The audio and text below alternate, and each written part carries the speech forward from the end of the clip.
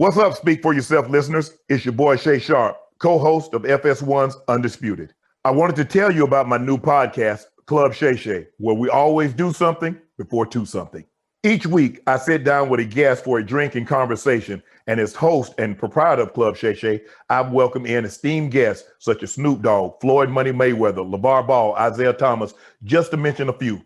Whether I'm talking to an athlete, a musician, an actor, or a lifelong friend, Club Shay Shay is a place where people share inspiring and motivational stories about their journeys to prominence. The new episode drops every Monday on Apple Podcasts, Spotify, or wherever you get your podcasts. Subscribe to Club Shay Shay now and make sure you never miss a new episode. Now, back to Speak For Yourself. Welcome to Speak For Yourself. Two corny brothers up here, too, as well. Think about yourself. Okay, I'm not corny. Okay. Those glasses, can you see without those glasses? Okay. Do you go through our YouTube comments? I know I do, every single one of them. I got a little burner account. It's hilarious, man. They don't like your glasses, and they don't like anything about me, but they love our show.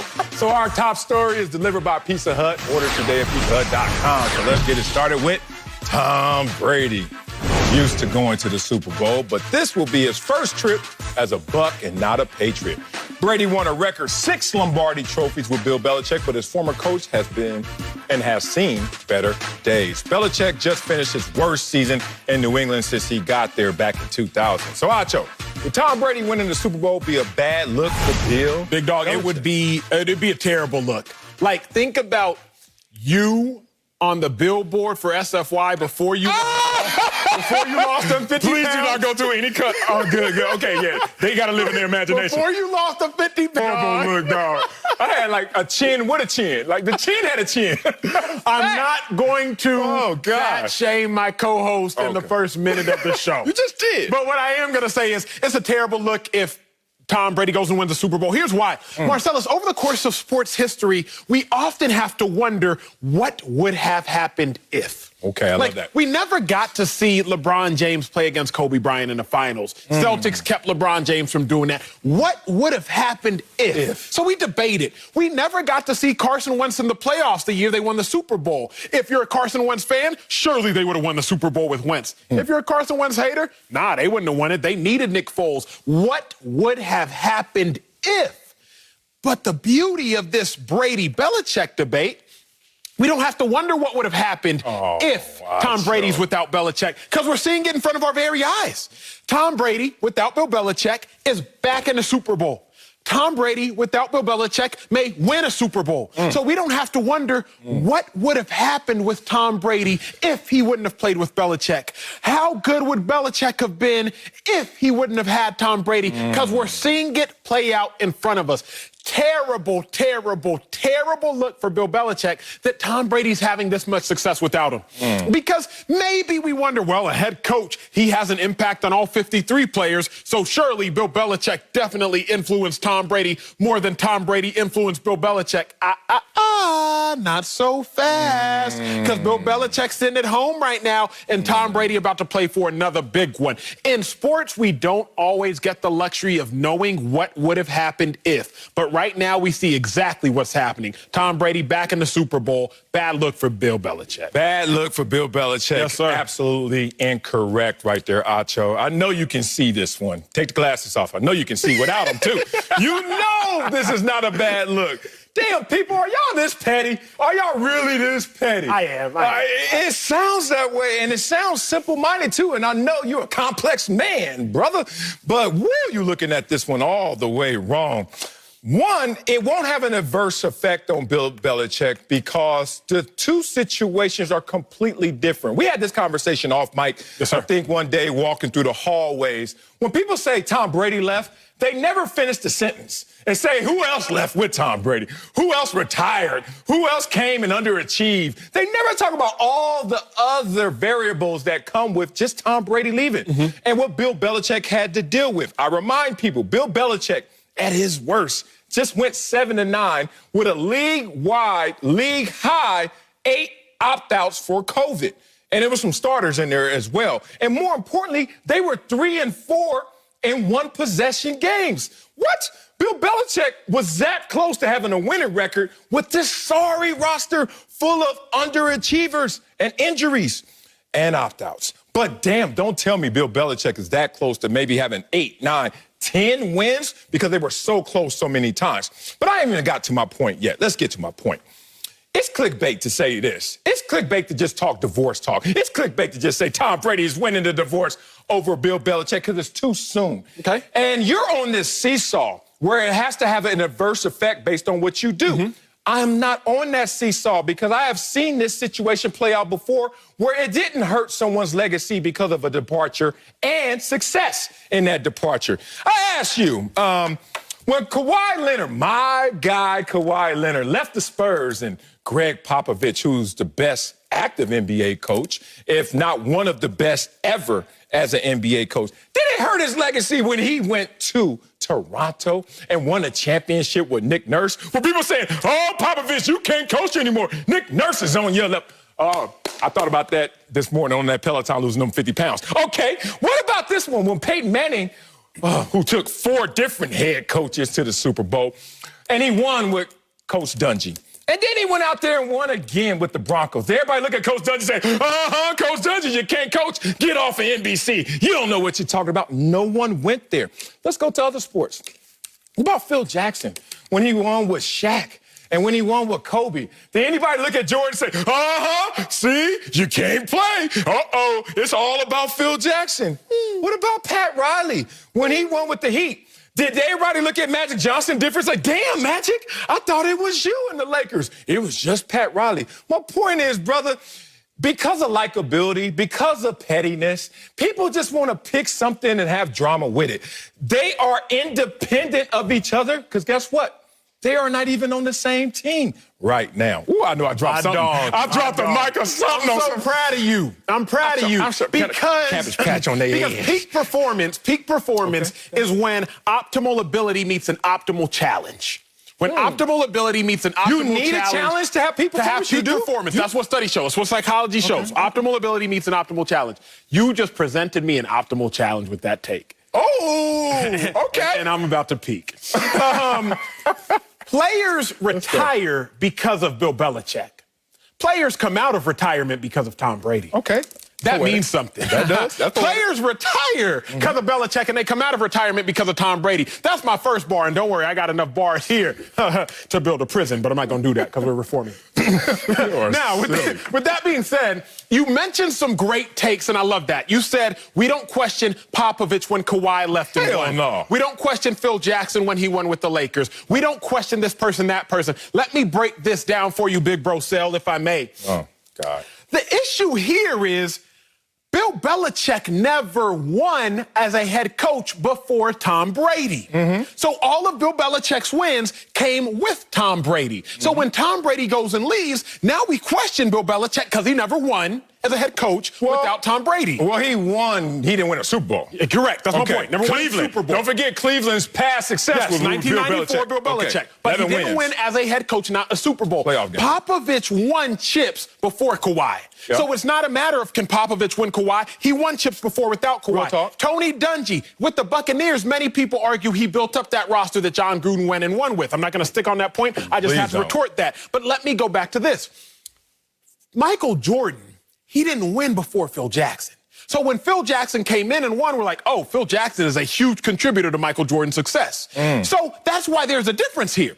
But Bill Belichick, sir, he didn't win without Tom Brady as a head coach. But nobody's poking at Jordan. First of all, Jordan's legacy seems protected and poked. Absolutely. But if you never won before Phil Jackson and then you win only because of Phil Jackson, why aren't people poking at Michael Jordan? But people say this. Man, without Scottie Pippen. You've heard that. You watched the last without dance. Scottie You Pippen. watch the whole last dance. Like, you watch, like, man, without the assembly of the talent, people do ask man, what would Jordan have done without Pippen? People aren't asking that about Brady no more. And that's the point. But they're not asking that. I wish you would stop there and say, what if Bill Belichick can't win without Tom Brady? You're not asking what-if questions. You're condemning Bill Belichick because of the success of Tom Brady. And Tom Brady hasn't even won a Super Bowl yet. You're doing something different. Let me tell you why he's worthy of condemnation if we can have a heart-to-heart. 2005. 2000. Let's start in the year 2000. Tom Brady was not the starter. The Patriots were 5-11. 2001, Tom Brady becomes a starter. The Patriots are 11-5. That's a 6-game difference, 37%. 2007, the Patriots go 16-0. 2008, Tom Brady does not play because he gets hurt. They're 11-5. 5-game difference. That's 31%. 2019, Tom Brady's on the New England Patriots. Go from 12-4 to 7-9. 5-game difference. I already told you the math, 31%. Marcellus, we have a 3-year sample size. Tom Brady is worthy of 30% plus of Bill Belichick's victories. Now, you can say that, well, what about the guys that opted in? What about the guys that opted out? From 2000 to 2001, Tom Brady increased by five wins. From 2007 to 2008, without Tom Brady, Patriots decreased by 5 wins. 2019 to 2020, without Tom Brady, Patriots decreased by 5 wins. When Tom Brady's on that team, they win or lose 5 more games. That's just simple math. Facts, no feelings. What you got? What I got is...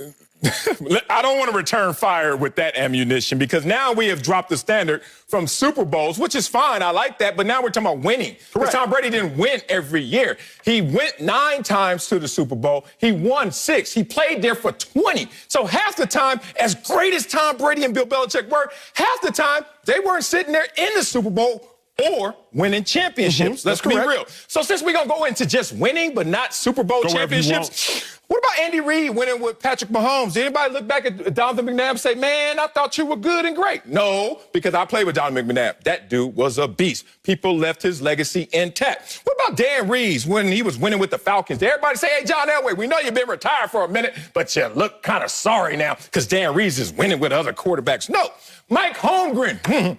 Winning with the Seahawks. Did that hurt Brett Favre's legacy when he went somewhere else and did it? The point is, man, if you don't like Bill Belichick, you got ammunition. If you're going to be objective, you have no ammunition. Let me tell you what Bill Belichick did this year, since all we're going to talk about is what Tom Brady's done. What did he do, sir? Give Bill Belichick his respect. He went 7-8 with Cam Newton, and I don't know if that was Superman or Superman with kryptonite, but that wasn't the Cam Newton I expected, nor you expected. Edelman, his number 1 receiver, missed 10 games due to injury this season. So he didn't even have his number 1.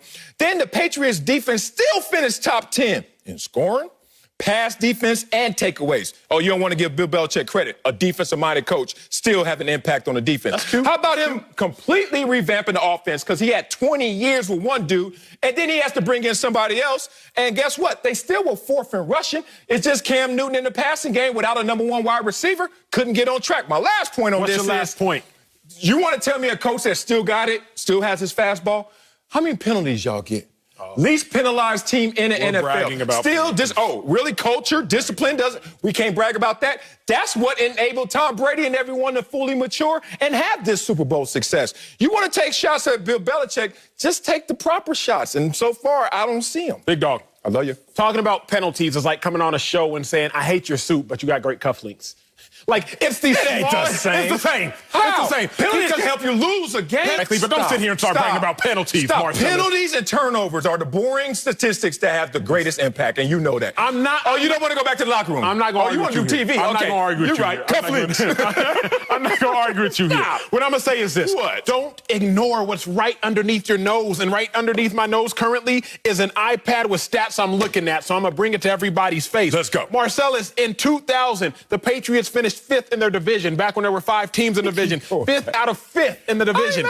When Tom Brady became the starter, they instantly finished 1st in the division the next year. Yes. People came in the locker room. People left the locker room. Who else came with them? Don't know, don't care. Oh, all right, see, now that's let's go the problem. No, you don't care. No, because I'm going to bring you a larger sample size. All right, 2007, 16-0, 1st in the division. Tom Brady gets hurt, 2nd in the division. Don't make the playoffs. 2019, Tom Brady is there, 1st in the division. 2020, Tom Brady is gone, 3rd in the division out of 4. Marcellus, it doesn't matter how many people come or go. If Tom Brady is there, there is a constant. The constant is excellence. Not necessarily every time a Super Bowl, but excellence. I brought up the points of New England. Let's go to Tampa, where the sun is shining. Tampa was 7-9 last year without Tom Brady. 7-9, yeah. This year with Tom Brady, 11-5. Oh, that's you ain't 4 gonna wins make right me shoot there. at Brady because Brady's amazing. I've been the one on Brady's wagon the whole year. I'm not shooting at him. What no, I'm saying, I know you're trying to prop him up now where I've been propping him up. What I am saying I'm is, just not shooting at Belichick. Tom Brady is worthy of 30% of the wins. If you get Tom Brady on your roster,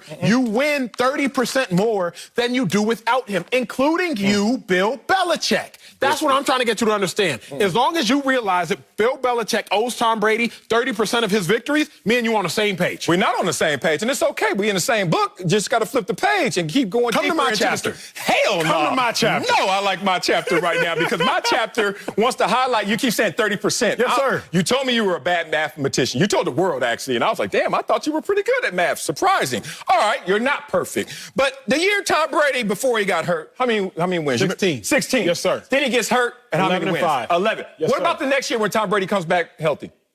Did they win more? All right.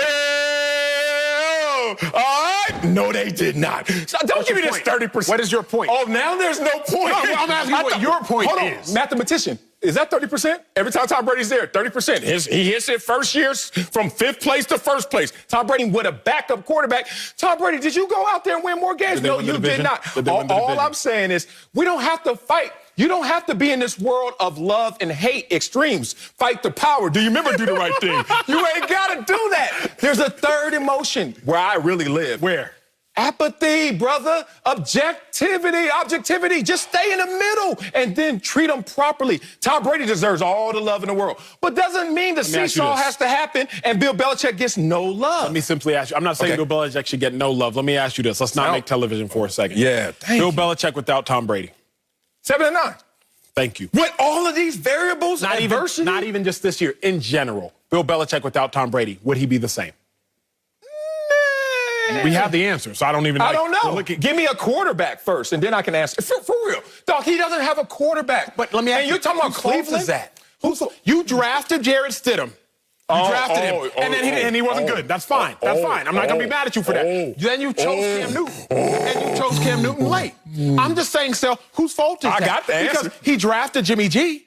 And Jimmy G went to a Super Bowl with some other cats. I don't love him, but Jimmy G went to a Super Bowl with some cats. He drafted Jacoby Brissett. I didn't know you wanted to do this. Brissett made some noise with some other cats. I'm just saying, I didn't know whose fault is that, Sal? He's a GM. Okay, you ready for this? Please. This is the real answer. I hope people understand this and have been able to connect the dots over the years. Bill Belichick did draft Jimmy G in 2014. Absolutely right. Probably premature for Tom Brady's decline because he still went to 3 Super Bowls, 1, 2, and then won an MVP. So chill. But in this moment, when Bill Belichick is being the GM, he thought he had autonomy. He thought he could do what he wanted to do. Now, there's an agent by the name of Don Yee that represents Tom Brady, represents Jimmy G, and consults with Bob Kraft. So Bill Belichick drafts Jimmy G, same agent as Tom Brady. No friction. Why? We got the same agent. We could talk backdoor about situations. But it became a situation of friction when Bill Belichick wanted to move on from Tom Brady. Because Bill Belichick's way is get rid of him a year sooner than later. Follow me. Track with me. I'm trying to. You ready?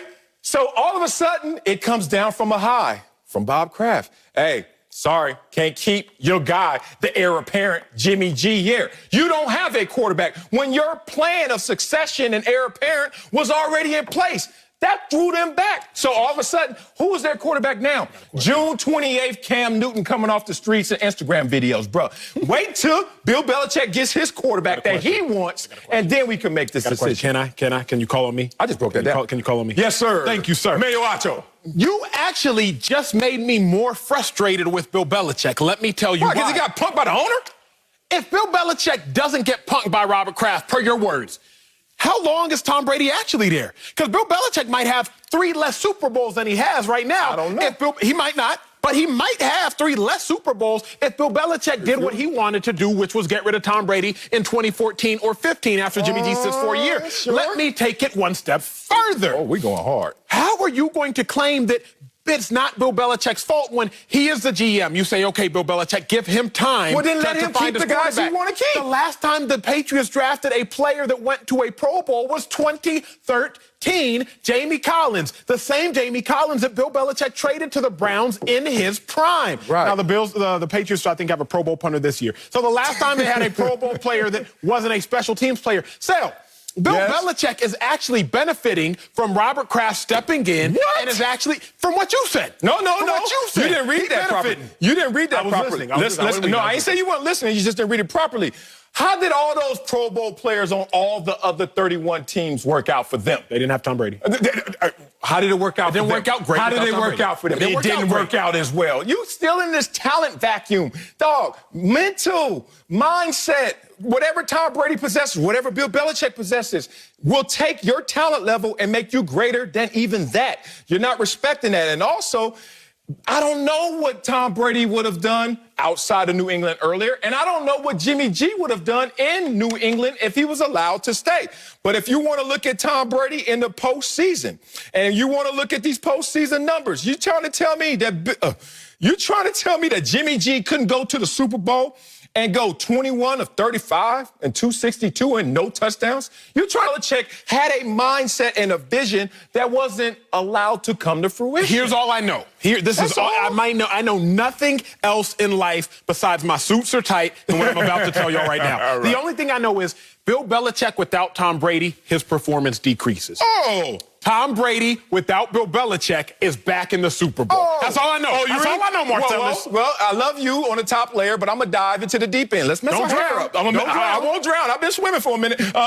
Stereotype. How dare you stereotype me? Nah. I wonder if Jimmy G could have went last year before Tom Brady left New England and went 20 of 37, 54% completion percentage, 209 yards, no touchdowns, and 1 interception, and a quarterback rating of 59. I wonder if Jimmy G had that in him. Bill Belichick is job preservation, loving his situation, dynastic coach, is sitting there like, y'all really played me, but I'll take the bullets. You know why? Because one day, really soon, Acho Duck, I'm going to return fire on y'all butts. Coming up at the top of the hour, Andy Reid and Patrick Mahomes are going for a Super Bowl repeat.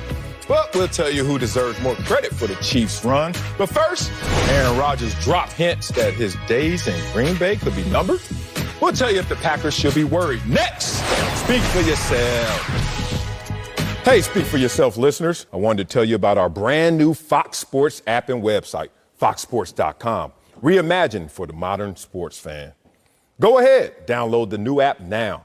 You don't even have to pause this episode. Every day on the new app and website, you'll see the top stories in sports, plus a rich world of written content, videos, social media, and analytics to give you a 360-degree view of the most important stories of the day. Streaming live TV has never been so easy or elegant. Every Fox Sports game, including all pregame and postgame shows, are just one click away. For the extra invested fan, we also go deep with real-time wagering lines, trending prop bets, win probability, and key player projections. So download the new Fox Sports app or visit www.foxsports.com. Welcome back to Speak for Yourself. Aaron Rodgers fell short on a trip to the Super Bowl, but in his post-game comments that are getting most of the attention lately. After the loss, Rodgers said, quote, "There's a lot of unknowns going into the offseason, which sparked speculation that his days in Green Bay could be done." He backtracked a bit, though, yesterday. Y'all take a listen. I don't think that there's any reason why I wouldn't be back. But look, I think there's not many absolutes, as you guys know, in this business. So to make an absolute statement about something that is not an absolute, just I didn't do it, you know, and I guess that's why I went kind of nuts. So, Marcellus, let's talk about the star quarterback. Should the Packers be worried about Aaron Rodgers? No, not worried at all. Aaron Rodgers is a gun with no bullets. It's going to make some sounds, but don't be scared. Nothing's coming out of this. Look, both sides are in their feelings. I'm going to be real about that. And it's funny because they were in their feelings at different stages based on the leverage. So when you got Aaron Rodgers, where the media perception was he's in decline, despite he wasn't fully in decline as advertised, they thought that they could do something. They could pull this sneak move. They thought they could go and break curfew and cheat on Aaron Rodgers.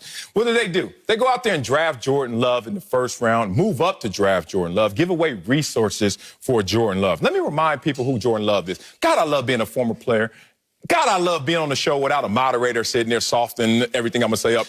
Jordan Love is sorry. Like, real talk. I got dudes on the team, squad, boys. They tell me, though, so much work that he needs to do to catch up. He was inactive every single game this season. Even as a first rounder, you make him active just in case of emergency because he's a first rounder. Nope, not Jordan Love. Oh, y'all think I'm picking on him? How about when he was in college, he threw the most interceptions in the FBS, 17 in his last year. Oh, you think I'm picking on him? He was honorable mention Honorable mention in the Mountain West. Now, I went to an Ivy League school, so I get it. And Mountain West is better than the Ivy League. But put it like this. If I were honorable mention at the Ivy League, I would have been a PA on Fox, not on this show. I would have went to the NFL for certain. There was no reason to go grab Jordan Love like this is a can't-miss prospect. Oh, but the media perception, once again, is Jordan Love is the next Patrick Mahomes, or he may be the next Patrick Mahomes. And so they puffed out their chest and tried to do the sneak move. Now they see Aaron Rodgers respond with his third MVP season, and now Aaron Rodgers is in his feelings, reminding them, oh, y'all tried to play me. Yeah, I heard what you did in Vegas. You went out there and was massaging Jordan Love and trying to make sure you can groom him for my position. Aaron Rodgers has the leverage now. But where we are is a situation where Aaron Rodgers has no control.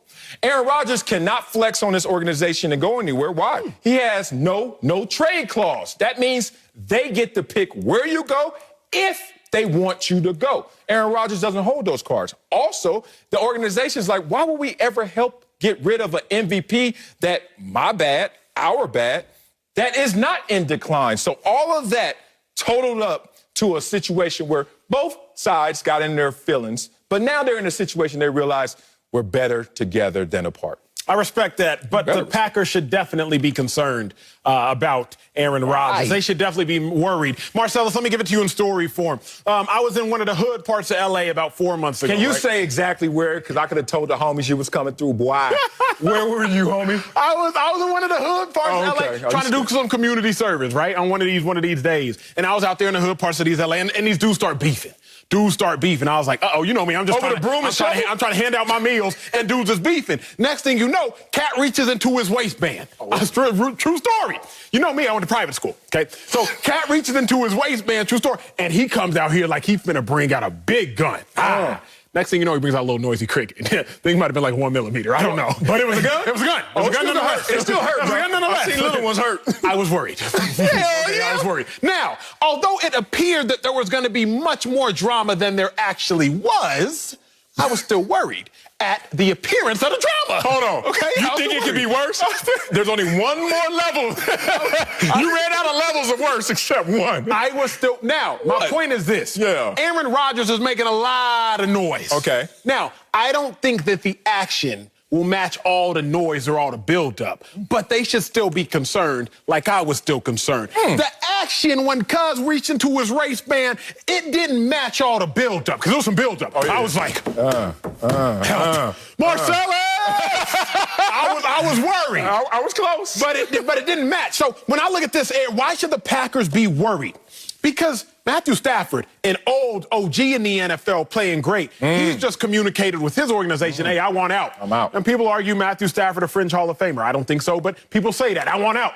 Deshaun Watson, a new boy in the NFL, young school cat, been in the league about 4 years. He's communicated to his organization or privately to the world, hey, I want out. So Aaron Rodgers is kicking back like, wait a second. I see Matt Stafford, he want out. I see Deshaun Watson, he want out. Your boy, I want out too. And that's what they should be worried about. I'm going to end my first lap like this. I'm going to give you something to think about. You're going to get mad at it more than likely. But I realize this. Don't be talking about my hood. What? If the employee is irreplaceable, he becomes the employer. If the employee is irreplaceable, Twinkles, he becomes the employer. Aaron Rodgers, he ain't working for them boys. They working for him because Aaron Rodgers is irreplaceable. So when the employee becomes irreplaceable, guess what? You do what I want to do. What they say in Captain Phillips, I'm the captain now. So Aaron Rodgers is looking around like, oh, Matt LaFleur, you thought you ran stuff, coach. Who you think really runs stuff out here? Your boy. Because if I say I want to retire, what you gonna do? Who makes more than who? Your boy. Because if I say I don't want to play here, what you gonna do? If I feel like having back spasms and don't want to practice during OTAs, what you gonna do? So when the employee, Aaron Rodgers, is irreplaceable, which he is, he now becomes the employer. Packers really work for him. He just got to realize that. Oh, man, you gave me so much ammunition. I was over here working and listening to my dog. You started to tell where you were. You said, cuz. I was like, all right. You started to take me somewhere. I know what that is. You should have really called me. I know. Anyway, what action can Aaron Rodgers do What action? He ain't Deshaun Watson. Oh, I'm better than Deshaun Watson, except maybe my agent's not, because my agent didn't put in my contract what's in Deshaun's contract. Deshaun dictates terms. Deshaun's like, you can't trade me unless I agree. Aaron Rodgers could get traded to the worst situation, and they could be in the AFC, and they could giggle all their way and laugh at him if they want to. But you're at the mercy of them. So in this situation, there's no comp. He is at the mercy of the Green Bay Packers. All he wants from the Packers is simple. He wants to feel appreciated. Now, it's tardy, it's delayed, but guess what? The Packers shot first. He's like, now let me return fire, but then that's the end, brother. Like, we both got a shot off. Okay, yours hurt, mine hurt. Let's stop right now because Aaron Rodgers can't do anymore. Is he going to retire? Hell no, because he's one of the all-time greats that is climbing the charts. Absolutely. So what's he going to do, hold out? Hell no. You know why? The new CBA is like, hold out if you want to. Boy, they made it tough on these guys in terms of the financial compensation. And then the Packers going to look at Aaron Rodgers and say, dog, we slapped you unnecessarily. You hit us back, justified. Now stop complaining. You are one of only 2 quarterbacks that had a top 5 receiver and a top 5 running back. So, Aaron, where are you going to go when the grass is greener, big dog? I understand Jordan Love is here. Okay, you know what? Behind closed doors, let's be real, Aaron. We messed up. We may even have to eat this first-round pick. N'Keal Harry comes to mind, or somebody like that. Not Jamarcus Russell level, but just like it's not working out just yet. We may have to eat Jordan Love if he doesn't show us progress. But the point is, Aaron Rodgers doesn't dictate any of these plays. He plays the cards that they are dealing, and that's all Aaron Rodgers can do. So I like some of what you're saying, but remember, when you bring up the 1,000-yard receiver and the 1,000-yard rusher, or the top 5 receiver, top 5 rusher, remember Aaron Rodgers made that. So it goes back to that quote, the grass is greener where you water it. So if Aaron Rodgers goes somewhere else, don't worry, he's going to water that receiver, he's going to water that running back, grass will be green. Facts. But I'm going to really just say this, and this is where I'm going to be done with it. In football, in life, in relationships, you should always be concerned when somebody is validly emotionally triggered. You should always be concerned when the emotional trigger is valid. So if you get in an argument with a friend, a loved one, a significant other, if it's invalid that they upset, eventually they will probably come back down to, they'll think, man, you know what, I was tripping, Marcellus, that's on me, I'm so sorry. You know what, Acho, that's on me, I'm sorry, I apologize. But when it is valid, when the thing that's triggering them is actually substantive, you better believe you got issues to worry about, big dog. They might not say anything. They might just sit there quietly, tell you they love you, tell you they appreciate you, but you better sleep with one eye open because you don't know what's going to happen. So all I'm going to say is this. Right now, Aaron Rodgers has valid reasons to be concerned. I know I'm going to get into him later in the show, but we can talk about Jordan Love. We can talk about them not drafting. We can talk about them not drafting skill positions. He got all the reasons in the world to be emotionally triggered that are valid. You better be concerned about that. Yeah, but don't let your emotions take you somewhere where your mind and your thoughts and your logic should keep you. Thank you. You should stay still. Dog. Stop acting like Aaron Rodgers is going to water. You were in the hood. You see some of them lawns? Look, I used to live there. No lawns. You're so stupid. I was talking about my people. Hey, everybody out there got some bad lawns and some good lawns. My grandma had a great lawn, but it was rare to see it. Aaron Rodgers can't change everything. Top 5 receiver. Top 5 running back. Is that it? No. Oh, well, what about this? Second best pass blocking offensive line in Green Bay. What about this? 7th best run blocking offensive line in Green Bay. You think you're going to take a line with you, running back with you, receiver with you, and still be the same Aaron Rodgers who became the first player in NFL history, 40 or more passing touchdowns, 5 or fewer interceptions? Hey, bro, calm down. That's what the Green Bay Packers are saying. Jordan Love is not a threat to Aaron Rodgers. His birth certificate was, and they prematurely played themselves. Now, everyone, relax, RELAX, cooler heads prevail, and let's move forward together. Coming up, Steph Curry uses social media at halftime for motivation.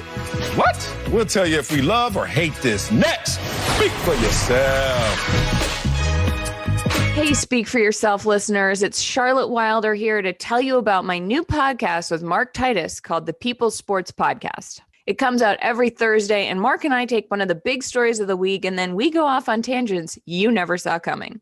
This might mean that we start talking about the Dodgers winning the World Series and end up wondering if Knicks fans deserve happiness. Or begin with LeBron's greatness and end up drafting our ultimate beer league softball team made up of old athletes. Whatever it is, the only rule of the show is that it has to be fun and funny, because these days we can all use as many laughs as we can get. So check it out wherever you get your podcasts and come down weird sports rabbit holes with us. We can't wait to have you. Now, back to Speak for Yourself. Saturday, Caleb Plant, one of the best pound-for-pound fighters in boxing, puts his perfect record and super middleweight title on the line against Caleb Truax. Saturday, 8 Eastern on Fox and the Fox Sports app. Take that, Acho. Welcome back. Let's head to the NBA. Steph Curry recently passed Reggie Miller for the second most three-pointers in NBA history. All right. Steph is considered to be the best shooter of all time. And now we might know where he gets his motivation. His former teammate, Andrew Bogut, said, quote, he'll check his mentions at halftime when he has a bad half. It's the craziest bleep I ever saw. Yeah, Steph, if he had a bad half, he would go on social media, then come out and drop 30 in the second half. So, Acho, you love or hate Steph Curry using social media at halftime for motivation? I love this one, big dog, and y'all rock with us on this because we about to go some places. I'm about to tell y'all about my pain, about my scars. Hopefully y'all can be encouraged by them. Back in your hood where you almost got shot last block. Hey, big dog, I love it. Let's go. Because get your motivation in life from where you need to get your motivation. Point blank. Period. All right. It don't matter how great you are. It doesn't matter how great you're trying to become or how great you've already become. Find your motivation where you can. And if it happens to be a Twitter troll, bet. Wow. If it happens to be an NBA analyst who thinks that Trae Young is a better shooter than you, bet. If it happens to be me and you up here talking crazy, talking about these dudes, like saying Jordan Love is sorry, saying Baker Mayfield can't get it, I say Tom Brady ain't the greatest athlete of all time, get it how you can get it to be great. True story, Sel. Love it. You know I wrote the book. I don't talk about it much on air anymore because by the grace of God, it's doing what it's doing. As soon as my book made the New York Times bestsellers list, my first text was not to Oprah. It wasn't gratitude. Tell him. It wasn't to my dog Marcellus Wiley. I thought about you, though. It wasn't to you. You know who it was to? Who? It was to my book agents. Oh. Because my book agent 6 months prior had told me, hey, Emmanuel, the market for a book like this is too saturated. This book probably won't do well, so you probably shouldn't write it. I sent a screenshot back to them and said, don't doubt me. Even on y'all on my team, I still grab motivation from my own team. So as I'm writing every line of the book, as I'm sitting in an audio studio recording every word of the book, I'm getting my motivation from people that's supposed to be on my side, big dog. So Steph Curry, I love this because you're the best shooter the game has ever seen, but somebody somewhere doesn't think so. Find that somebody who doesn't think so and shut them up too. Oh, man, you can't personalize this damn take like that. I had me come on the other side of you. I had to. Okay, I love you, Acho, and what you just said. Where you going? And I hate what Andrew Bogut and Steph Curry. What you talking about? Acho, the only thing I will push back on is you said wherever you get your motivation, get it. I don't have a problem with that. I'm rocking with you. But when do you get it? We gonna have a conversation. Okay, Steph Curry. To me, from afar, and I'm far away from this because I don't know Andrew Bogut, and I do know Steph Curry, but I ain't talked to him about this. Sounds like one of those things. You have a friend like this who does something so that other people can see them doing it? You ever have somebody do that? I know people. You know what I do? Okay. Grab your phone right now, Acho. What's up, bro? Now, don't say anything. I'm Acho. Watch this. And Acho looking at his phone. Oh, nah. Man, come on. What? And I'm sitting there letting them hang. Drown, fool. I ain't asking you what you looking at. I ain't asking you what you doing.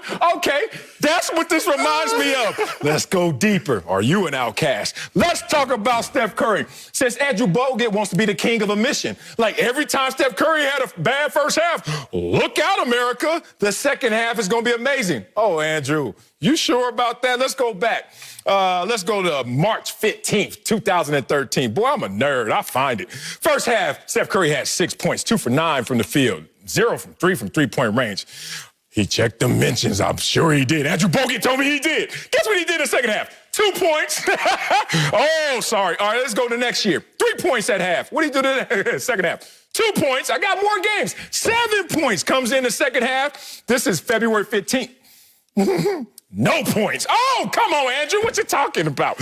How about another half? 8 points. Came out. Next one, 11, including overtime. So he was really balling. Point being, man, I hate when cats be doing this. Come on, Sam. No, I'm retired. Come on, Sam. Okay, let me give you the real why I hate Please. it. Because I retired at this level. Whatever you want to think of my career, C+, B-, whatever you want to think, fine. But since I've been talking and since I've been away, or others can talk about it, it continues to grow in folklore. This sounds like folklore. Andrew Bogut, podcast. I know if I talk about Steph Curry, you know what? Pop, pop, pop, pop. And all of a sudden, he giving me campfire folklore.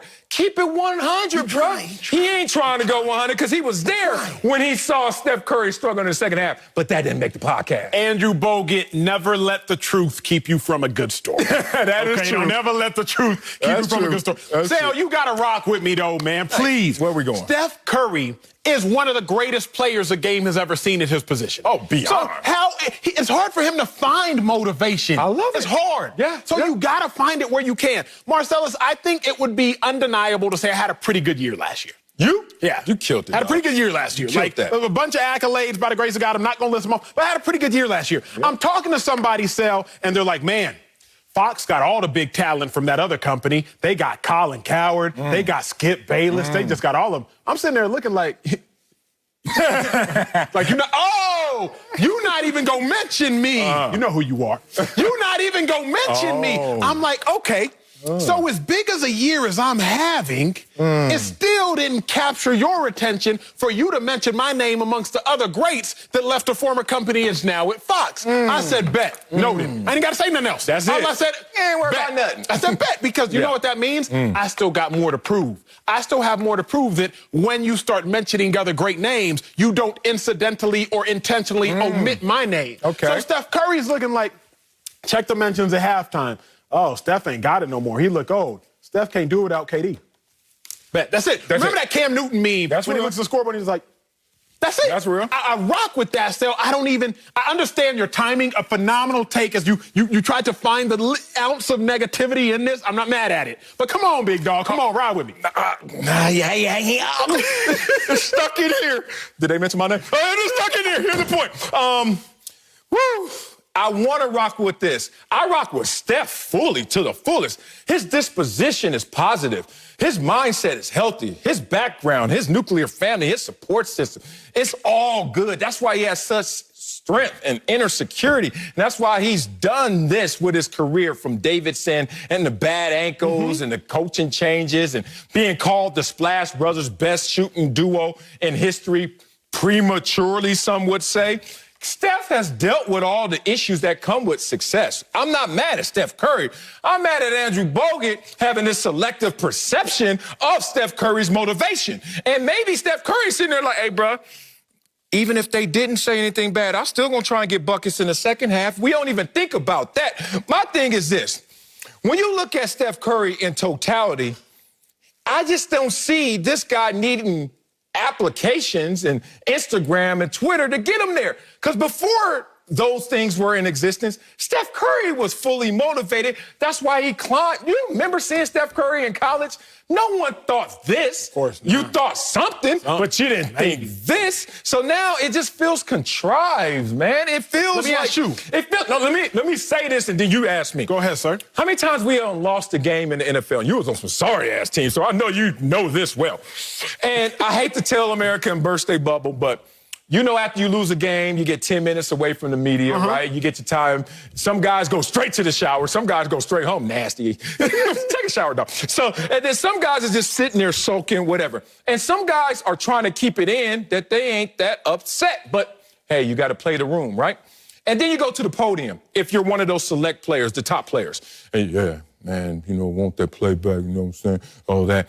And by the time, and I've seen it time after time, and I've been guilty sometimes, from that walk, from that podium, and I let the whole world know how much I'm disappointed, to getting on the bus, to getting on that plane, to landing, I have now cracked a smile, made some jokes, lost some money, and made plans to hit the club later. The point is, dog, we're not showing the world all of our emotions. And I'm mad at Andrew Bogut picking out one and acting like that's all his motivation was. I would say that every great player, every great person, every great entity, every great anything does something like this to find You're the motivation. right. Because I know you do. Oh, I know yeah. you did. I know love you told me dimensions. Buffalo let you go.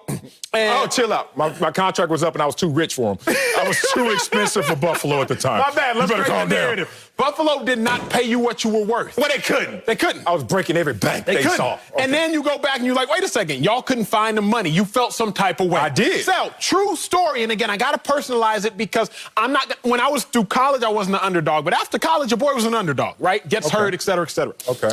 I remember being released by the Philadelphia Eagles after my second year in the league. And after they released me, they ended up signing me back 6 weeks later. They gave my number to another linebacker in the same room. So I'm looking to this other dude, my dog Najee Good. He's jogging around in a 53 jersey that I used to wear. Now I'm wearing 51. I literally printed off the press clipping, Eagles released linebacker Emmanuel Acho for Najee Good, and I put it on the front page of my notebook that I use for my linebacker meetings. Every day, I opened my book. The first thing I looked at while looking at Najee Good in the LB room was Eagles release linebacker Emmanuel Acho. Now, did I go on to have a Hall of Fame career? No. Did I go on to be a Pro Bowler? No. But did I go on to be better than I probably would have? Absolutely. In life, yeah. So I think Steph Curry, he might not be cutting out press clippings because it's 2020, 2021. He ain't got to do that. But I think he is like, hey, press clipping, bet. You're right. Everyone does it. I love looking at like negative mentions of me. I love looking at people who just talk trash about me because no lie, I am so generally happy and excited and full of energy. Like I need to sometimes balance it out, touch the reality of this world. But at the same time, I don't go to that extent you did. I'm fine. But I wish I were on your team at that time because you know the joke is coming. I wish I were your teammate. And I would sit there and look at Acho and you lost your number to your other teammate. And I would walk up to Najee and say, Najee, tell Acho who you are. And he'd turn around and say, I'm good. I got to get out of here. Coming up, Patrick Mahomes is headed back to the Super Bowl. What's your number? We'll tell if he deserves more credit than Andy Reid for the Chiefs' run. Next, speak for yourself. Oh, I know that hurt. I'm good. Welcome back, Marcel Wiley, Emmanuel Lucas Acho over there. Boy, we're still here. We kept our jobs. All right, our big story is brought to you by Farmers Insurance. Call 1-800-FARMERS for a quote. Andy Reid and Patrick Mahomes can become the 8th head coach quarterback combo to repeat as Super Bowl champions if they take care of business against the Bucs. Reid and Mahomes have the highest winning percentage for any 4 seasons together. So, Acho, who deserves more credit for the Chiefs' run? Patrick Mahomes or Andy Reid? This is so tough, but this show has been great thus far because of how tough these questions are. So I'm going to come with my heat. Patrick Mahomes deserves more credit. I toiled over this, so don't get mad at me, please. Okay. I'm going to give it to you simply. There are more quarterbacks. This is tough. You're on the fence. There are more coaches who Patrick Mahomes could have this kind of success with than there are quarterbacks who Andy Reid could have this kind of success with. Whoa. Therein lies the answer. Whoa. Like, you can take this question as complex as it is, who deserves more credit, Andy Reid or Patrick Mahomes? And I can simply say there are more coaches that Patrick Mahomes could have this success with than there are players that Andy Reid could have this success with. Therefore, Patrick Mahomes is the more valuable entity. Players that Andy Reid could have this success with, obviously Patrick Mahomes. Then I would say Aaron Rodgers. Then I would say Russell Wilson. And that is all I will say. Why? Because when you look at what the Chiefs do, so much of it is because of Patrick Mahomes' mobility. So much of it is because of Patrick Mahomes' creativity. So much of it is because Patrick Mahomes lives above the X's and O's. The play calls for one thing, but Patrick Mahomes can exceed the play while still protecting the football. Aaron Rodgers can also do that. Aaron Rodgers is mobile, and when the play calls for one thing, Aaron Rodgers can exceed the play while still protecting the football. Russell Wilson, throughout the course of his career, can do that. Russell Wilson is still mobile enough to do a lot of the rollouts and scrambling that Patrick Mahomes can do. He can exceed the play when the play is dead while still protecting the ball outside of that 4-game stretch. Only other person I would think about adding to that list is Deshaun Watson. Okay. But Deshaun Watson, over the course of his career, has shown me he's a little looser with the football than some of the other players I have mentioned. Yeah. Now, on the flip side, and I'll be done, The coaches that Patrick Mahomes could do this with, obviously, Sean McVay. Obviously, that's no-brainer. I would obviously say also Kyle Shanahan's 49ers, no-brainer. Then some people were sleeping on him. Brian Daboll, parentheses, Sean McDermott, Buffalo Bills. Brian Daboll as far as creativity, movement. Sean Payton, great coach. No, his offense is boring. It's just slants, etc. Bruce Arians, his offense did not get complex until the last 4 weeks of the season. So if you're asking me, give me the player who could succeed with more people than the coach who would succeed with fewer people. That was hard. I had to go there. I felt the struggle in there because when this question was posed to me as well, I initially had a struggle as well. But then I realized why I was struggling. One was a projection and one was an experience. Let me take you into my experience, which is my expertise. Let's talk about Andy Reid, whose legacy, whose greatness, whose resume is written in stone, maybe even written with feather-tipped pens, like in ink. It's legit. Since 1999, you got to look back at Andy Reid in terms of his greatness. Patrick Mahomes and his greatness, you're writing it in pencil right now, and there's a lot of projection. And more so than projection, assumption. And the last time I checked, they say if you assume, you make out of you and me. Why? I am not wishing any ill on Patrick Mahomes and his out-of-this-world talent. But players do get hurt. But players do plateau. But what if your team changes around you? Everyone looks at the Chiefs situation, and it's simple. Everyone expects this greatness year in, year out. Well, Andy Reid, you don't even have to say, I'm hoping for it. It happens all the time. It's been happening for 2 decades. So the answer to me is really simple once I got out of trying to project versus just what I've seen, what I've experienced. It's Andy Reid. Let's talk about this. Teammates. This is what's going to happen in Kansas City, too. They had a remarkable offseason. 1, they won the Super Bowl. 2, they were able to sign their stars. But what happens to everyone else that support the stars that are not headline players? They're sitting there in a weird world of we're having tremendous success, and Patrick Mahomes is here, and everyone is inflating our value. I got 2 rings. Maybe I have 3 rings. Whatever that is, it's time to get paid. And what happens is you start to lose that 1B player, that 2A player. They start to go because it's the reverse order for most players. Most players want to go out there and get paid and then go get rings if they didn't get their rings on the way of getting paid. It's going to flip on his head in Kansas City, and Patrick Mahomes in 2-3 years is going to look around and be like, ooh, it's a little different right now because guys want their money. All of that said, I look at Andy Reid. This is a stat that, to me, just really differentiates him from anybody else in this situation. We know right now they just went through their 3rd AFC Championship game at home. Correct. He's the only coach to have 3 championship games at home because he had it before in Philadelphia when I played 2002, 2004. Those years, Andy Reid was in the NFC Championship game year in, year out. Now, here's the difference. This is why I think will get you off the fence, maybe on my side. Donovan McNabb and his greatness was here. Patrick Mahomes and his greatness, damn, I love you, McNabb, is already here. And the difference in those 2 right there is 1 Super Bowl already. Remember, McNabb went to 1, but lost, whatever. But that's the difference. So what separates them is not so much Patrick Mahomes and Andy Reid. It's the fact that he just got a quarterback that's a little different. McNabb was great. This is greater, but we don't know how great it will be. But if the difference is the quarterback, then the difference is Patrick Mahomes. But let me say this. Let me say this, because this is going to hurt your argument, and I hope it don't hurt your feelings, because it's a fact. Andy Reid, before Patrick Mahomes, was the greatest coach to have never won a Super Bowl. Yeah, that hurts. Andy Reid, before Patrick Mahomes, was the winningest coach without a championship. Until Patrick Mahomes brought him a championship. Yeah. So Andy Reid, without Patrick Mahomes, his legacy, greatest coach to have never won a Super Bowl. Now with Patrick Mahomes, 4th winningest coach in playoff history behind Don Shula, Tom Landry, Bill Belichick. The difference in Andy Reid being The greatest to have never and potentially being the greatest is Patrick Mahomes. That's a very simple equation. Andy Reid minus Patrick Mahomes, the greatest to have never. Andy Reid plus Patrick Mahomes, potentially the greatest. The equation's very simple, and I'm no mathematician. You're no mathematician, but you also don't understand circumstance. So Andy Reid's first year in Philadelphia, 5-11. And he took that. Listen to these win totals. 11, 12, 13. Lord. Now, in the Kansas City, you're like, oh, my God, Patrick Mahomes is the cherry on top. I agree with that, but he's not the villain.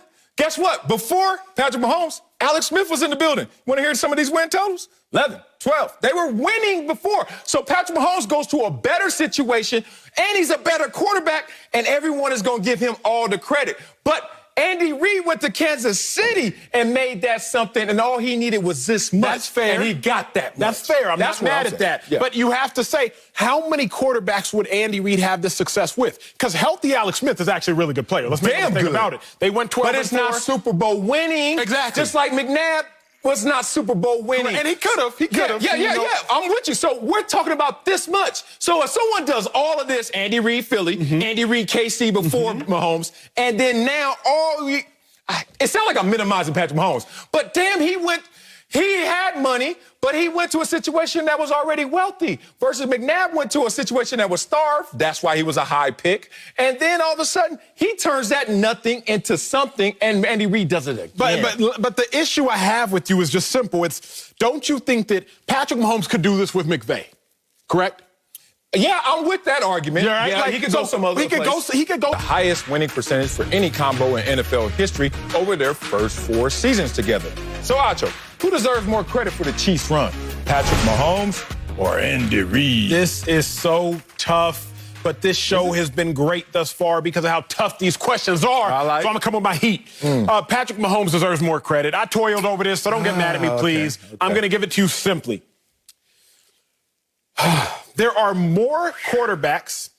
This is tough. You're on the fence.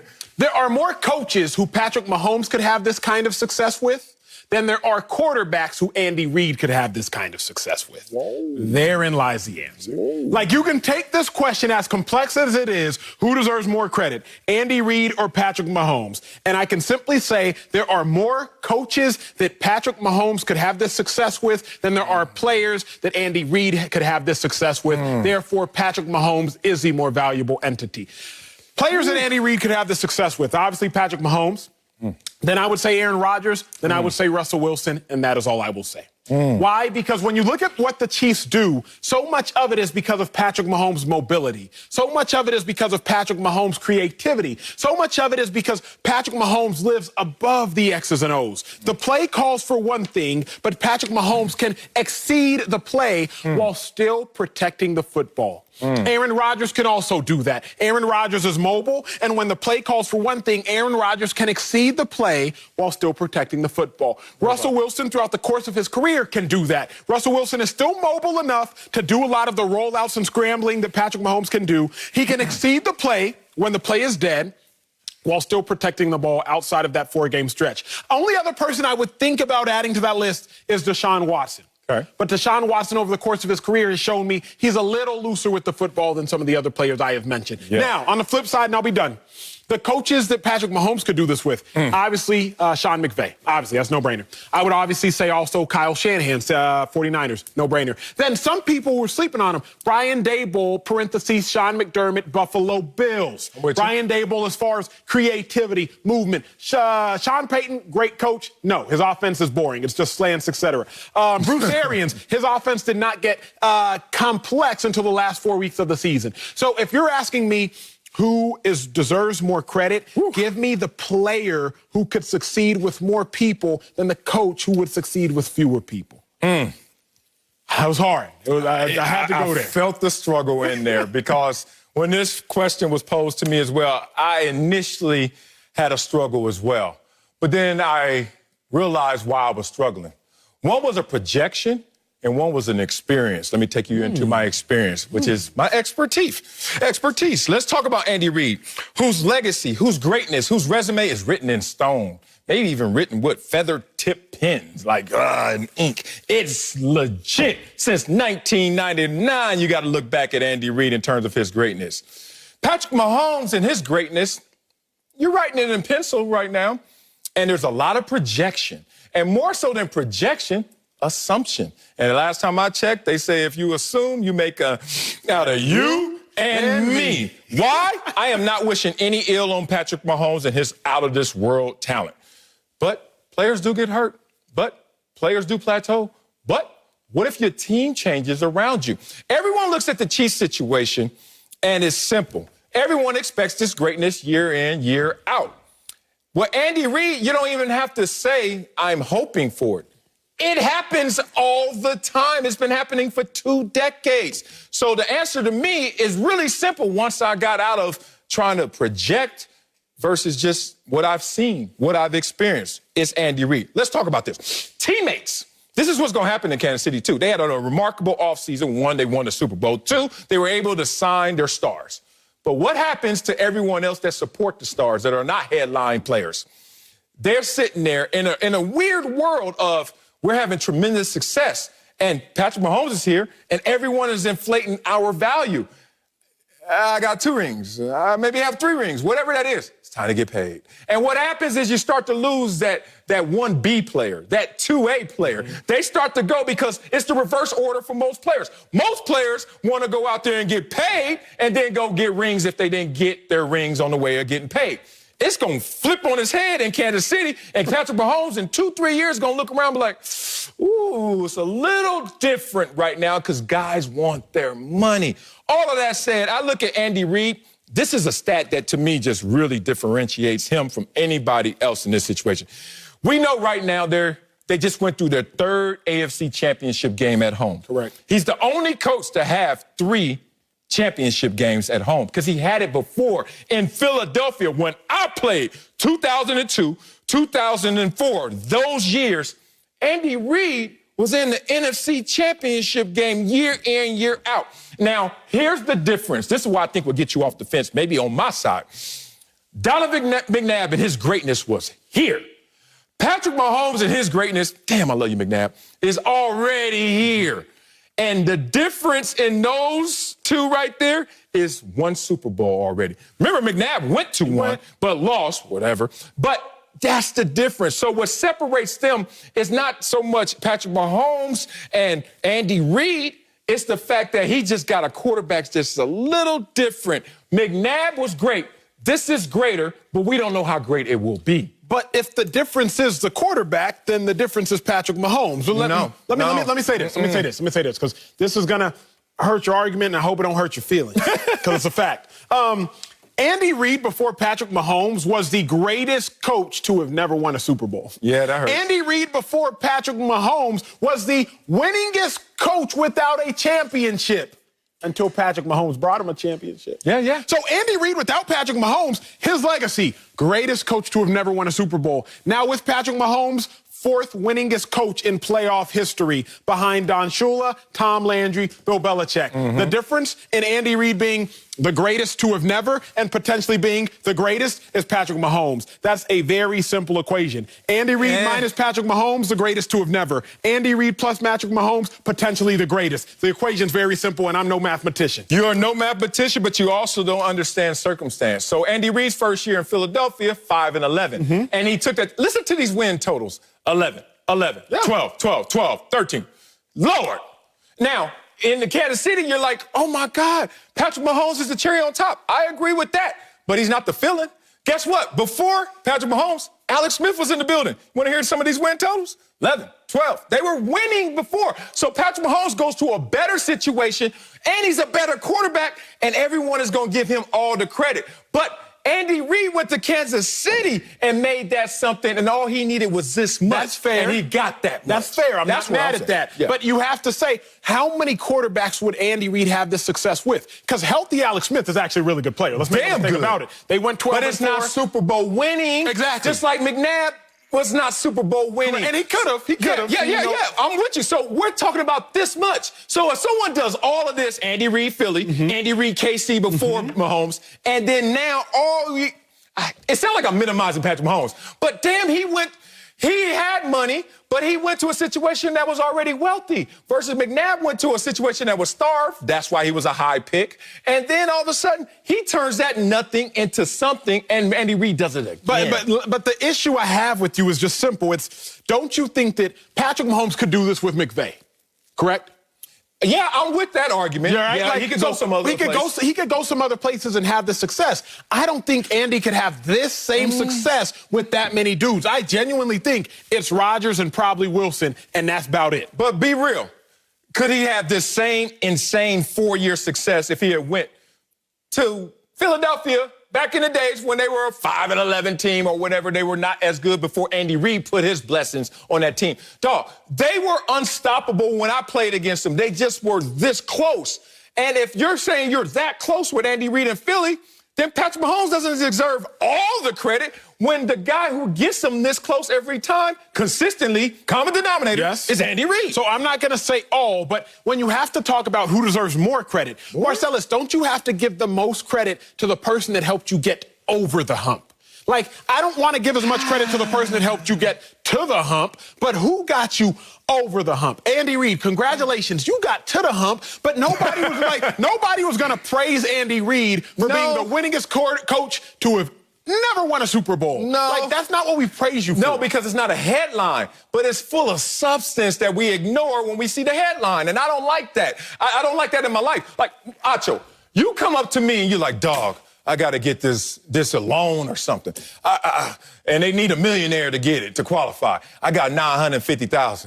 And I give you $50,000. I got you over the hump. Am I getting the credit? Or you got $950? But you're sitting there, I'm Patrick Mahomes. And Patrick Mahomes has more than 50. But he's going to chip in and he's going to give you that headline. He's going to get you past that line of demarcation. I like where you're at. He's going to get you past that hump. But damn, who got me almost all the way there just because of his greatness? I like, and I'm going to stay with you. The fact of the matter is this. If the only person who could have loaned you that last $50,000, right, in your economy, if the only person who could have loaned you that last $50,000 to get that loan was Patrick Mahomes, or if one of 3 people who could have done it, right? And obviously, let's put this in more real terms so that people can digest. If you need $5 billion, only about 3 people can give you that kind of money in America, right? You know one, too, in your phone. What up? Holla at my girl. If you need $5 billion, then you gotta and then one person loans it to you, you gotta give the credit to the person who loans it to you. Now, congratulations if you've worked yourself to 1 million. Congratulations if you've worked yourself to 1 billion. But if you need a loan of $5 billion, and Patrick Mahomes is the only person or one of 3 people that can give it to you, you have to give him all the credit for getting you to what you really, really needed. You did this, and I don't think you understand what you've done.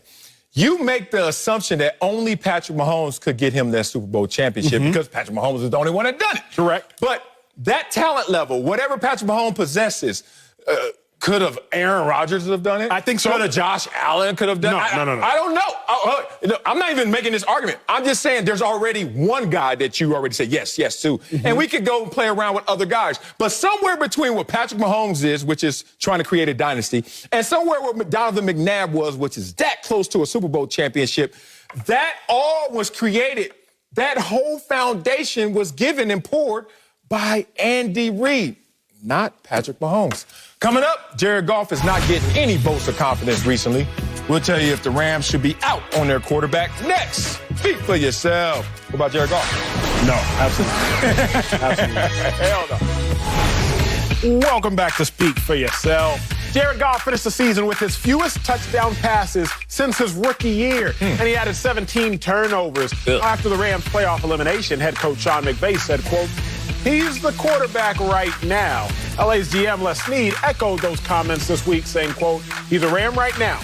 Goff still has 4 years left on his massive Marcellus-like $134 million. I wish I played 10 years later. Lord, I would have hit him. Extension Marcellus. Yes. Should the Rams be out on Jared Goff?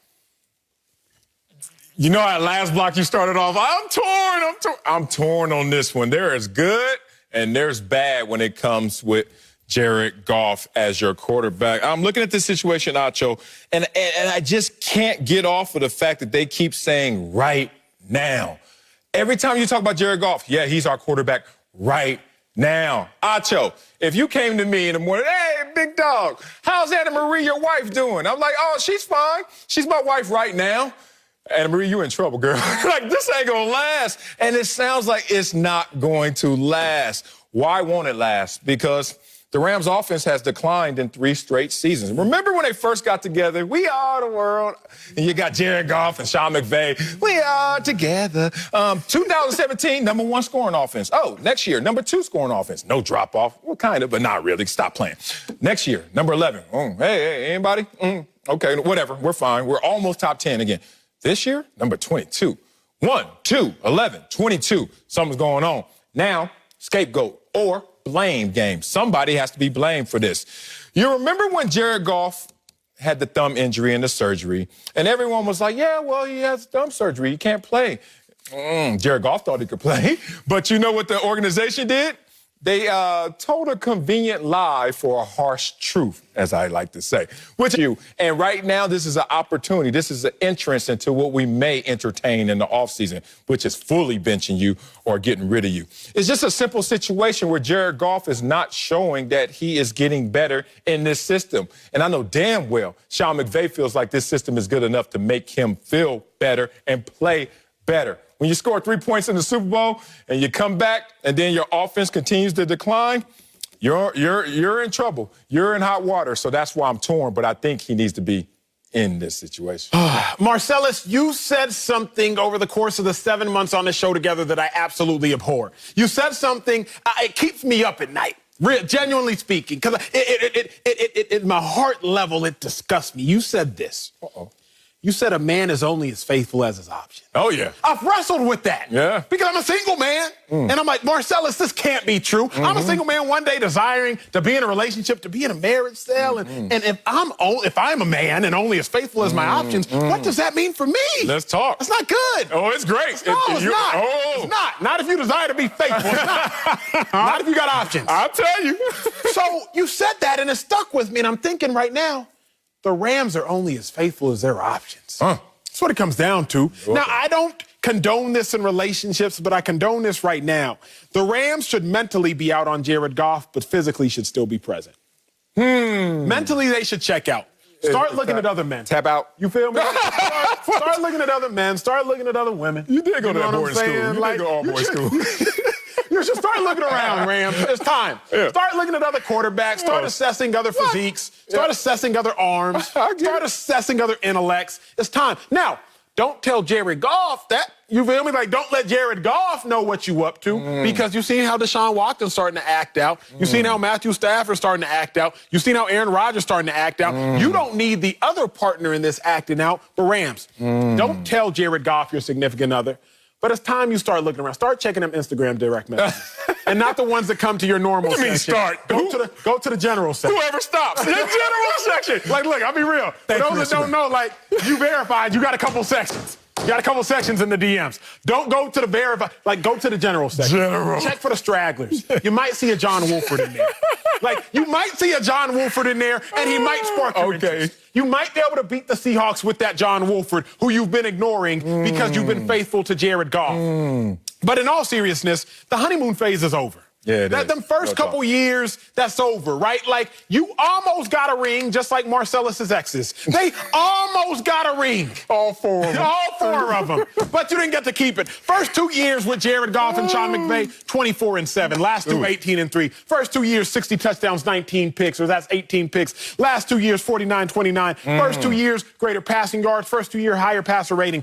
The honeymoon phase is over. You almost walked down the aisle. You almost jumped over the broom. Unfortunately, you tripped on that broom. It's time to look elsewhere, big dog. Okay, now, I was torn, but I'm so competitive. You done made me jump on the other side and have to defend Jared Goff because his agent is going to walk into a room with Sean McVay and Leslie Snead and say, hey, bro, don't act like y'all perfect on the other side of this argument either. You know us. I love walking into a room knowing how the counterattack will look. So let me see and let me say what that's going to look like. One, let's talk about you're only as faithful as your options. That is implied that you're going to stay on the same level. Now, like you said, stragglers. Look, I'm a married man, and I'm married to Anna Marie. She up here. Now, I'm as faithful as my options. Nobody else is on her level, so therefore I ain't got no options. Okay. But if I ever go in that general section too often, you start finding what's down here. And that's my point. So on the level, that's the faithfulness. It's not just in general. Okay, let's be real. Do they have a number one wide receiver? Be real. And anyone who's going to say yes, I'm about to push back on you. I am in love with Cooper Kupp in his game. I love Robert Woods in his game. You add them both up, that's still probably not a number one pure wide receiver. Oh, you don't believe me? Well, let's look at the Rams, how they went out there and gave 5 years and $80 million to Brandon Cooks. Excuse me, Dougie Fresh, who the hell does that unless they're seeking a number one wide receiver? The Rams are seeking a number one wide receiver, and they don't have them on their roster. If I'm Jared Goff's agent, I'm pushing back. You don't pay Cooper Kupp now. You pay Robert Woods together because as a dynamic duo, they add up to something of a semblance of a number one wide receiver. But in the pure example of a number one wide receiver, neither one is that. Now, if I'm Jared Goff's agent also, I'm like, hey, bro, don't forget, my man is 42-20 as a Rams starting quarterback over the last 4 seasons. Y'all remember how the Rams were before Jared Goff? And even with Jared Goff when he had Jeff Fisher. Love you, Jeff Fisher, but stop playing. Let's talk about Goff running the offense. And they had a top 10 offense 3 of the last 4 seasons. And I mentioned that. So all of that said, you can push both ways. I can hear them coming back at him and saying, look, here's Jared Goff's worst case. This is the worst thing for Jared Goff. I'm going to give you the names of quarterbacks who have the most turnovers in the last 3 years. This is not good. Phillip Rivers comes in 4th place at 48. Jameis Winston comes in 3rd place at 52. Baker Mayfield comes in 2nd place at 52. And number 1 is Jared Goff at 55. Now, that may make the agent and Jared Goff walk out, a little water break, and come back and recalculate. But the point is, you can look at this from both sides of the conversation and see valid points. The dilemma at hand is if the Rams aren't going to keep Jared Goff, who's going to take him off their hands? Yeah. Because it's a whole lot, like they got kids together. You know what I'm saying? Like they bought a house together. They are invested. It's a whole lot of money. So the fact of the matter is, teams are going to be looking around and saying, wait a second, if Sean McVay, who was the most brilliant or second most brilliant offensive mind in football, if Sean McVay can't win with Jared Goff, what I'm going to do with him? Nothing. Coming up, LeBron James has been on fire, and his team has the league's best record. I'll tell you why he's clearly still the best player in the NBA. That's next. You can't work with her. Welcome back to Speak For Yourself, talking about Ferraris off the mic. Let's head back to the NBA, where LeBron James has not taken his foot off the gas, speaking of Ferraris, since winning his 4th title a few months ago. The Kings scored a season-high 46 points earlier this week. Man, and his Lakers have the NBA's best record, including a perfect 10-0 mark on the road. Got to bring in Fox NBA analyst Slick Rick the Bucher, but Acho, is LeBron clearly the best player in the NBA? Clearly, unequivocally, undeniably, absolutely the best player in the NBA. It's very simple. I'm going to cut this in half, and both sides of the halves are going to end up in LeBron's favor. Now, we can take the more natural approach. Who is the best player on the best team in the NBA? Very simple, cut and dry. Best player on the best team. Lakers are currently the best team by record in the NBA. LeBron James is the best player by talent and by attributions in the NBA. That's LeBron James. But so many people will push back. Wacho, team comprised of your coach. You got other positions besides just LeBron. I'm rocking with y'all there. So here's what I'm going to do. Now let's talk about talent. Okay, what players in the NBA are averaging 25, 5, and 5? Can we just take a look? 25, 5, and 5. I'm not going to talk about team. I'm going to talk about talent. You got LeBron James. You got Luka. You got the Joker. You got Durant. You got KD. You got Giannis. You got Kawhi. Oh, and then you got Zach LaVine. But let's narrow it down a little bit, because that's that club is allowing too many people in it, okay? I want the kind of clubs that only Marcellus can get into, the high rollers. Let's go 25, 7, and 7. Now let's look at the players in that club. Now it's just LeBron James, Luka, and the Joker. And LeBron James, number 1 seed currently in the West. So he's still the best player when you want to just talk about talent. He's the best player contributing to the best team when you want to talk about macro from a team perspective. LeBron James, unequivocally and absolutely the best player in the NBA. Oh, man. Now I got to cut you. I love you, Acho. That was a strong argument. You made it. LeBron's not clearly the best player in the NBA. He's one of the best players in the NBA, and that felt like a duh statement because we know how great LeBron James is. He is an NBA champion 4 times over and this year's reigning champion in this conversation. However, there's someone that is clearly better than LeBron James. One, LeBron James last year was better than LeBron James this year. Hello? What you talking about, Willis? LeBron is averaging fewer points per game and assists per game this season than he did last season. LeBron beating himself. But I don't want to do that to LeBron. I want to show him who's really beating him. His name is Kevin Durant. And for all you guys out there that know I love me some Ice Cube, and Ice Cube had an artist by the name of KD, baby! KD is the man. Killing it. Let's put LeBron James and KD next to each other. Full screen time right here. I wonder who has more points a game. Oh, okay, whatever. Oh, rebounds per game. Unless you're going to get really technical, they're the same. How about field goal percentage? Clear. The same. KD. And three-point percentage. Where are assists? Where's the rest of the statistical category? Oh, I got it right here. You ready? I love you, Acho. I got you, Acho, right here. KD has scored at least 30 points in half the games he played this year. LeBron has scored 30 points in played this year. It's not just about scoring, is it? No, it's not. It's about this. KD, you talking about rare categories. You talking about rare air. Oh, my God. KD is averaging 30 while shooting over 50 from the field. The last player to do that was Steph. 2016, y'all. Oh, and in the last 30 years, only 3 players have averaged that. And KD is in that conversation. Must I remind you that he's also out there forced to share the ball with 2 other superstars, not just one. Must I remind you there are more issues on his team than there are on the Lakers. No continuity as well. Must I remind you of the distractions he's dealing with? And must I remind you he's doing all this on one leg recovering from an Achilles tear? All of that said, LeBron ain't even better than himself last year, let alone better than KD, baby. I never thought that I was going to walk into an argument where both sides are cooking the books. Actually, when it comes to Acho, I can understand why he might, because he looks like either an insurance agent or a lobbyist. I can't figure out which one. But in both cases, it's all about making the numbers say what you want them to say. As always. Celis, I'm on your side of things, but I'm going to emphasize it's not clear. I can't make a case for any one guy to say that they're the best in the league right now. And it's clearly, I won't say it is or it isn't. I believe that LeBron James is the best player in the league. I believe he was the best player in the league last year. Celis, whatever he was doing last year versus this year doesn't matter. We're just talking about right now.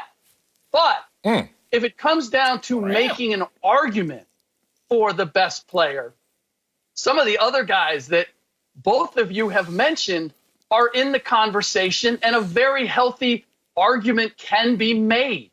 It's not just any wants to favor your argument. Nobody talked about the collective statistics, something like win shares, which Nikola Jokic which Joel Embiid leads in. And Kevin Durant playing better now than he did in his MVP year in 2014. So there are a number of guys that I could make a strong case for as the best player in the league right now. It's all about, is it clearly LeBron James? And clearly it is not. Slick. Literally. I wish I could just shake y'all. You gotta wake somebody. I want to just shake y'all and wake y'all up. Wake up, Marcellus. Wake up. Lights out. Yesterday, Slick, on this very show, this amazing show that I have the privilege, luxury of working on every day. We talked about greatness. And we talked about Aaron Rodgers and Tom Brady. And greatness is galvanizing a team toward winning. That is greatness. So if you want to talk about who's clearly the best player, in the event that the statistics and measurables are fairly comparable, LeBron James, Kevin Durant. In the event that they're just about equal, then let's talk about now they're greatness. Comparable. You said they I don't think they are. I don't think they are. Give me LeBron. Give me the dude that has more boards. Give me the dude that has more assists. Marcellus just wants to look at points. You going to win a game on boards and assists or points? Don't assists lead to points? It leads there, but let's just skip that point. Let's just skip that step. Let's just get the points. So if we want to call it equal, because I'm not so prideful as I can say, you know what, I'll give you that, Marcellus, fine. Call KD, call LeBron James equal. Who is galvanizing their team towards success? One person. LeBron James. That's it. No, don't Who do needed that. the help? LeBron didn't say, hey, Kyrie, come play with me. LeBron didn't say, hey, James Harden, come play. He said AD.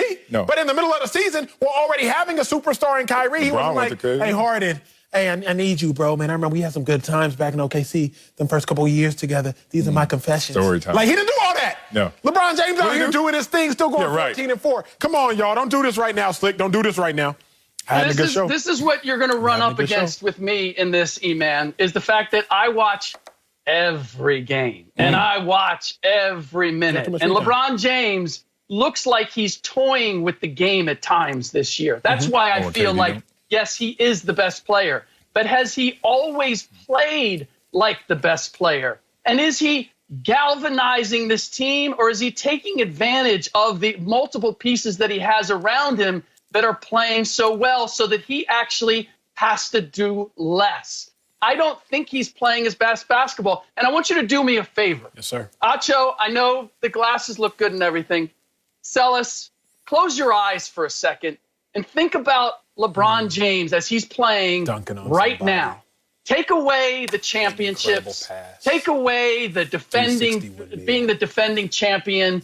Take away all the things that we know about LeBron James up to this point. And then think about LeBron James in these 18 games versus Kevin Durant or Joel Embiid leading the Philadelphia 76ers. You say that name again. Into the best record in the Eastern Conference. Or Nikola Jokic, the triple-double machine in Denver. And tell me that in that, with your eyes closed and thinking about how LeBron has simply played this season, what he has contributed, that he is playing the best of any player. I believe it. I believe he's the best player, but there's not certifiable proof that he is. You don't need no Man, stop, man. LeBron ain't slick. I know what LeBron doing. In the shortened offseason, LeBron came back fully motivated and hitting the gas pedal. You know why, guys? He wants to be the NBA's oldest MVP ever, because that closes the gap between him and Michael Jordan. And I'm not mad at that motivation. My Clippers certainly aren't, because we hope he burns up his candle before he gets to the postseason, because he is a little old, a little long on the tooth. That said, he's also being kind of propped up because of his age. We know that. AD's missed time this year. AD's underperformed. AD's going through the motions. I watch every game too, Slick. I hate it, but I still watch these Lakers. And look, LeBron ain't doing this on one Achilles. Be real. Coming off of a year layoff and coming back and having MVP-type numbers again. You got a year off. And it's a year off. And a year off and came back from the winning a Achilles. chip. We're going to give an exception on age for LeBron, but I'm just saying he returned to. He didn't return. He didn't return to form. He returned to even greater than form. Don't forget these two things, Acho. I want you to know this. The conversation is best, not greatest. So y'all went greatest with LeBron. I'm going best with KD. And the other point is, LeBron had to write a love letter to Kyrie to go back to Cleveland. Don't act like that boy won't go over there simping to try and get back there with another great player. He's done it before. He may do it again. Chill out. Coming up, watch your mouth. Aaron Rodgers is creating doubts about his future in Green Bay. We'll tell you if we're okay with how he's handled things since Sunday's loss. Next, speak for yourself. Welcome back to Speak for Yourself. Aaron Rodgers has made a lot of headlines since the Packers lost in the NFC Championship game on Sunday. Now, Rodgers said his future was uncertain, which created a firestorm that his days in Green Bay might be numbered. But Rodgers backtracked yesterday, saying, quote, I don't think there's any reason why I wouldn't be back. But there's not many absolutes. Marcellus, let's dissect this conversation. Are you okay with how Aaron Rodgers has handled the NFC Championship loss? I'm okay with it. And then part of me feels like I should say I'm not okay with it, because Aaron Rodgers should be spazzing a lot more than he is. I thought he's been calm and tame in this situation compared to what I expected from Aaron Rodgers. Some more furniture need to be moving in this conversation, if you know what I'm saying. Open up some cans of that whoopee, you know what I'm saying? That's what needs to be. Aaron Rodgers? Cocky little dude, Aaron Rodgers, who always spazzing. But now all of a sudden it's the new, tranquil Aaron Rodgers, first of all, he should have spazzed on that 4th and 8 call and said, hey, I'm Aaron Rodgers. What you gonna do, LaFleur? What you gonna do? Nothing. But we gonna run this play the way I want to run it, like we did on 3rd down. But instead, we're in this situation. I learned this from my contract negotiations. I learned this in just life in general. And I didn't know this as a child. It's so hard in any negotiation to gain leverage. And when you have the hammer, you better swing it. Yeah. Right now, Aaron Rodgers has the hammer. He had an MVP season. Aaron Rodgers has the hammer. Oh, y'all thought I was done? Oh, you thought I was dead? In case you forgot, I'm still great. Right now, Aaron Rodgers need to catch them in their feelings, backtracking, and say, you know what?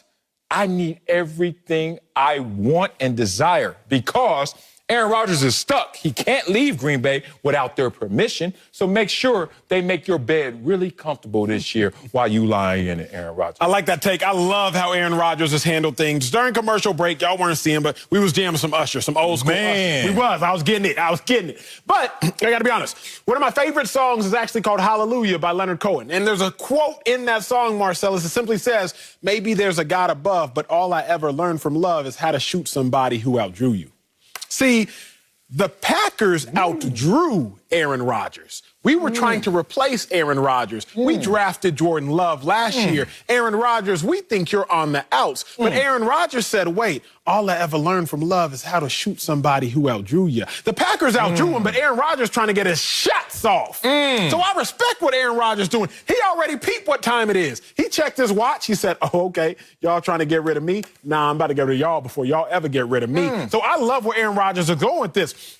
97% of quarterbacks drafted in the first round start in year one. That is since 2010. 97% of them quarterbacks do. Aaron Rodgers is like, hey, I already know what it is. I'm going to calibrate my clock. I'm going to shoot y'all before y'all ever get to me. But Matt LaFleur went harder on Mike Pettin than Aaron Rodgers is going on anybody. And that's Aaron damn Rodgers. Remember you said you went to the hood and pulled out, the dude pulled out a little itty bitty? That's Aaron Rodgers right now. Grab the big gun. You Aaron Rodgers. We know you got it. Man. Coming up, Tyreek Hill is called cheetah for a reason, but his speed just got called out. We'll tell you all about it next. Speak for yourself. Come on, Aaron. Say it with your chest. Welcome back. The Super Bowl is over a week away, but we just got our first bit of smack talk.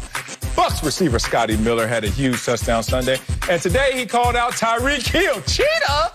Miller said he will beat the man called Cheetah in a race and added he's the fastest player in the NFL. Tyreek responded tweeting, hell of a player. Good for him. Crumb. So, Acho, does Scotty Miller sound confident or crack? Yo, my dog Scotty Miller sound crazy, but I'm not mad at you, Scotty Miller. Look, let's put this in context, Sal. My dog Scotty Miller went to Bowling Green. Now, I can't tell you where Bowling Green is on a map. No disrespect. I had to ask my producer. My dog Scotty Miller went to Bowling Green. I have been a college football analyst for 4 years. I can't tell you what conference Bowling Green is in. Okay, I had to ask my producer. So if you Scotty Miller sell, you ain't never really even had a mic in front of you like that. Like, who are you? You're on a team with Gronk, AB, Mike Evans, Godwin, Fournette, Tom Brady, Ronald Jones, and then it's just little old you, Scotty Miller. So you're just eager to get asked to do an interview. Oh my God, was it what, Dan Patrick? Well, what show was it? What show was he did? Like you just get asked to do an interview. Like, oh my God, Dan Patrick he called me. He called me. I guess Mike Evans was busy. Okay. And so you show up, they start asking you questions, and you know you got shit. Yeah, you know I'm the fastest receiver in the league. You know, I'm the fastest receiver. I have confidence in me. I'm not mad at my dog. My dog just sounds crazy. That's all it is. Oh, Acho, I don't know why we went to you first as the only national record holder in track and field on this set. World renowned for my speed, well documented. It's all in my man cave. I have done this, so I should speak on this. This is not crazy at all. This is confidence. Let's track. Let's talk about this. And I really got an argument for Scotty Miller, and I hope he listens because he can beat Cheetah. 2016, Cheetah has his pro day. Discrepancy on the time, 4.24 to 4.29. Yes, sir. Let's just say 4.29, because usually when they go high, it's really the slower one. We know it. 4.29. And then 3 years later, Scotty Miller, and you know when you're 3 years removed from the combine, let's just say you may not be as fast, but I don't know. Tyreek Hill is still fast. He's Cheetah. But 3 years later, my man Scotty Miller runs a 4.3 So that's 1/10 of a second. Yes, sir. Acho, do me a favor. Grab your phone right now, go to your clock and stopwatch. Hit it as fast as you can. You know, I trained this. What you got? 0.11. You know. Wait, I'm going to go. You just made my point. You just made my point. 0.10. You just making my point again. What's your point? It is like that.